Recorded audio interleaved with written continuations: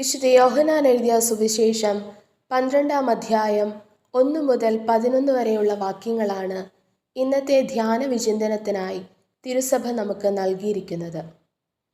വിശുദ്ധ യോഹന്നാന്റെ സുവിശേഷത്തെ 2 ഭാഗങ്ങളായി തിരിച്ചിരിക്കുന്നു. ഈ ഭാഗങ്ങളെ തമ്മിൽ ബന്ധിപ്പിക്കുന്നതാണ് 12-ാം അധ്യായം. 4 സുവിശേഷകന്മാരും തൈലാഭിഷേകത്തെക്കുറിച്ചുള്ള പാരമ്പര്യം നൽകുന്നുണ്ട്. വിശുദ്ധ മർക്കോസും വിശുദ്ധ മത്തായിയും യേശു ജെറുസലേമിൽ പ്രവേശിച്ചതിന് ശേഷം ബഥാനിയായിൽ കുഷ്ഠരോഗിയായ ശിമയോന്റെ ഭവനത്തിൽ വെച്ച് ഒരു സ്ത്രീ യേശുവിനെ അഭിഷേകം ചെയ്യുന്നതായി പറഞ്ഞിരിക്കുന്നു. വിശുദ്ധ ലൂക്കായുടെ സുവിശേഷത്തിൽ യേശുവിൻ്റെ ഗലീലിലെ ശുശ്രൂഷയുടെ ഭാഗമായിട്ട് ചിത്രീകരിച്ചിരിക്കുന്ന തൈലാഭിഷേകത്തിൽ പാപിനിയായ സ്ത്രീയാണ് അഭിഷേകം നടത്തുന്നത്. എന്നാൽ യേശുവിൻ്റെ ജെറുസലേം പ്രവേശനത്തിന് തൊട്ടുമുൻപ് നടന്ന സംഭവമായിട്ടാണ് വിശുദ്ധ യോഹന്നാൻ തൈലാഭിഷേകത്തെ വിവരിക്കുന്നത്. ലാസറിൻ്റെ ഭവനത്തിൽ വെച്ച് മറിയമാണ് അഭിഷേകം ചെയ്യുന്നത്. ഓരോ സുവിശേഷകന്റെയും വിവരണം ശ്രദ്ധിക്കുമ്പോൾ പുനർവ്യാഖ്യാനത്തിൽ അവർ നൽകിയിരിക്കുന്ന ഊന്നൽ വ്യക്തമാകും. വിശുദ്ധ മർക്കോസ്, വിശുദ്ധ മത്തായി എന്നീ സുവിശേഷകന്മാരുടെ വിവരണമനുസരിച്ച് ഈ പ്രവൃത്തിയോട് പ്രതികരിക്കുന്നവർ യേശുവിൻ്റെ ശിഷ്യരോ അവിടെ ഉണ്ടായിരുന്നവരോ ആണ്.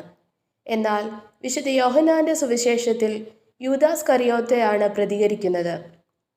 എന്തുകൊണ്ട് ഈ തൈലം 300 ദനാരയ്ക്ക് വിറ്റ് ദരിദ്രർക്ക് കൊടുത്തില്ല എന്നതാണ് ചോദ്യം.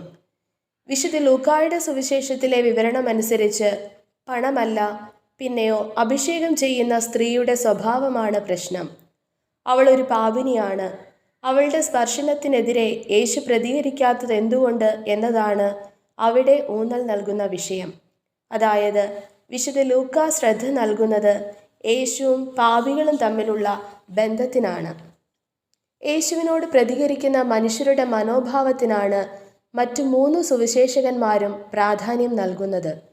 യേശുവിൻ്റെ മരണവുമായി ഈ തൈലാഭിഷേകത്തെ ബന്ധിപ്പിക്കുന്നത് ഈ വിവരണങ്ങളുടെ മറ്റൊരു പ്രത്യേകതയാണ്. വിശുദ്ധ യോഹന്നാൻ യേശുവിൻ്റെ ശിഷ്യനായ യൂദാസ് കറിയോത്തയുടെ സ്വഭാവത്തെ പരിചയപ്പെടുത്തുവാനുള്ള ഒരു സന്ദർഭമായും ഈ വിവരണത്തെ ഉപയോഗിക്കുന്നു. വിശുദ്ധ യോഹന്നാന്റെ സുവിശേഷം അനുസരിച്ച് ഈ തൈലാഭിഷേകത്തിന് 2 സന്ദേശങ്ങളാണുള്ളത്. ഒന്നാമതായി യേശുവിൻ്റെ സഹനം, മരണം, ഉത്ഥാനം എന്നീ വിഷയങ്ങളിലേക്ക് നമ്മുടെ ശ്രദ്ധയെ കൊണ്ടുവരുന്നു. യേശുവിൻ്റെ മരണവും സംസ്കാരവും മുൻകൂട്ടി അവതരിപ്പിക്കുവാനാണ് ഈ രംഗം വിവരിക്കുന്നത്.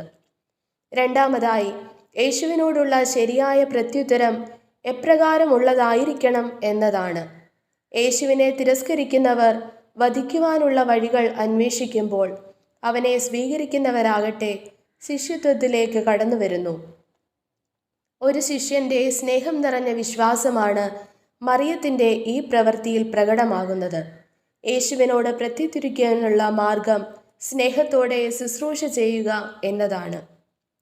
യേശുവിനോടുള്ള ആഴമായ സ്നേഹവും അവനിലുള്ള അടിയുറച്ച വിശ്വാസവുമാണോ ശിഷ്യത്വ ജീവിതത്തിലെ എൻ്റെ ശുശ്രൂഷകൾക്ക് അടിസ്ഥാനം? യേശുവിലുള്ള വിശ്വാസവും സ്നേഹവും എൻ്റെ പ്രവൃത്തികളിൽ നിഴലിക്കുന്നുണ്ടോ? ഈശോയെ, ഓരോ ദിവസവും നിന്നോടുള്ള വിശ്വാസത്തിലും സ്നേഹത്തിലും ആഴപ്പെടുവാനും അനേകരെ ആഴപ്പെടുത്തുവാനും എന്നെ സഹായിക്കണമേ.